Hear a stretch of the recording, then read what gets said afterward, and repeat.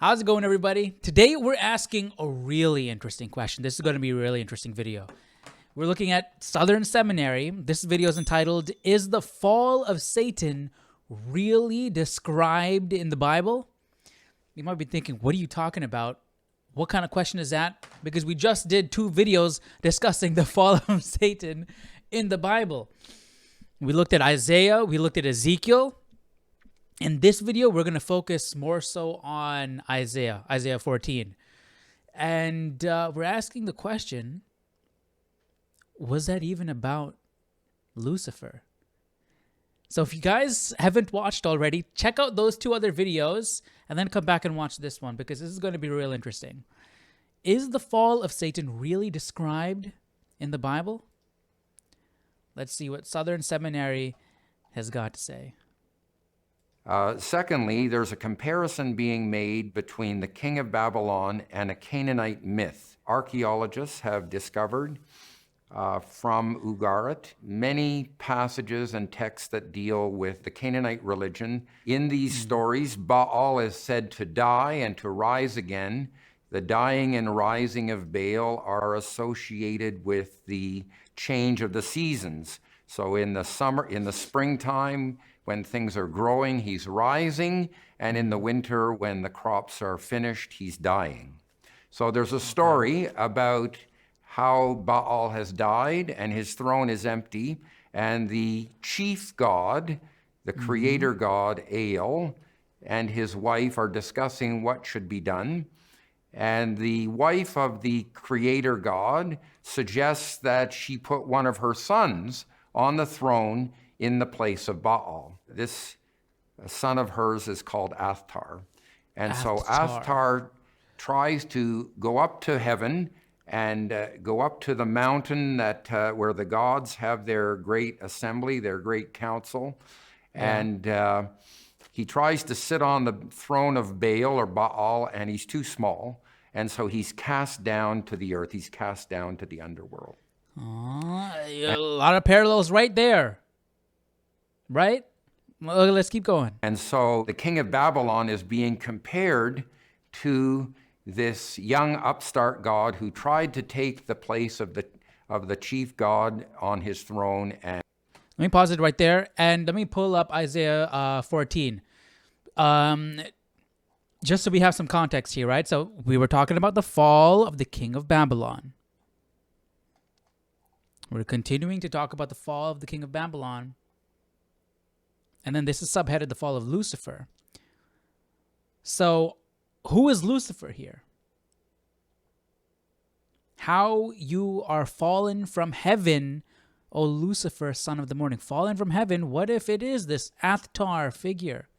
How you are cut down to the ground, you who are weak, you who weaken the nations. For you have said in your heart, I will ascend into heaven. I will exalt my throne above the stars of God. I will sit on the mount of the congregation. On the farthest sides of the north, I will ascend above the heights of the clouds. I will be like the Most High. Yet you shall be brought down to Sheol, to the lowest depths of the pit. So what if Isaiah was using a Canaanite myth as a comparison, as a metaphor for the fall of the king of Babylon? And he wasn't talking about Satan. Because remember, Lucifer here, this is the only time we see Lucifer in the Bible. So where's the context? What's the reference here, you know?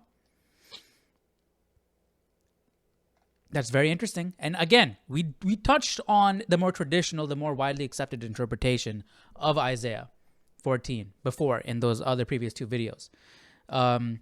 I will exalt my throne above the stars. We saw stars could be a symbolism for angels, exalting his throne above the angels in heaven. He wants to be like God, right? So we understand how we can pull the story of Satan from this, but in this video, it's giving us a different perspective, which I find really interesting. So let's keep going here.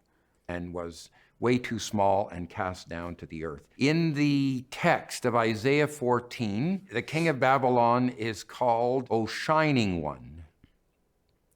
He's also called the Son of the Dawn.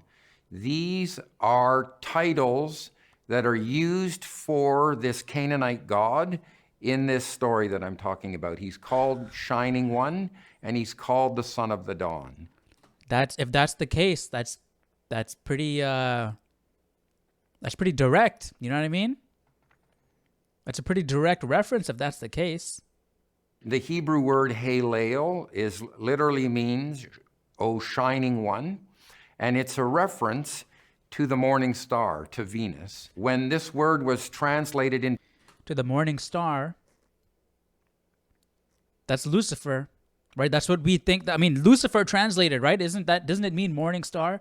Greek, in the Septuagint, the Greek translation of the Old Testament, they translated it by the word heosphoros, which means dawn bearer and is a way of referring to the morning star in Hellenistic literature. Dawn bearer, morning star, And then Lucifer, later light on, bringer. when Jerome translated the Bible from Hebrew into Latin, he used the word Lucifer.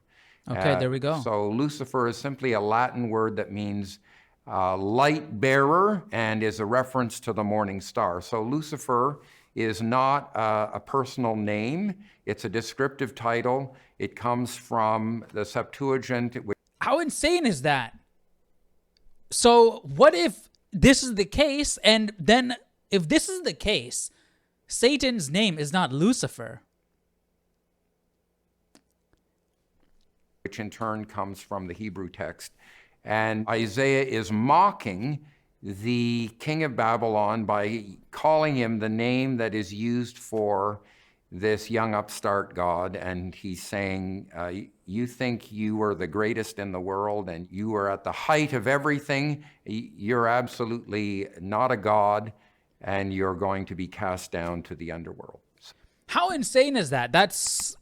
I've never heard that interpretation before. So Athtar, the name of the Venus god, Athtar, and he's a Venus god. He represents Venus. Venus. What is Venus referred to? Venus is referred to as the morning star. So this is all really interesting to me because it's a completely different interpretation of Isaiah 14. And to be honest, based off what we just heard, it makes a lot of sense.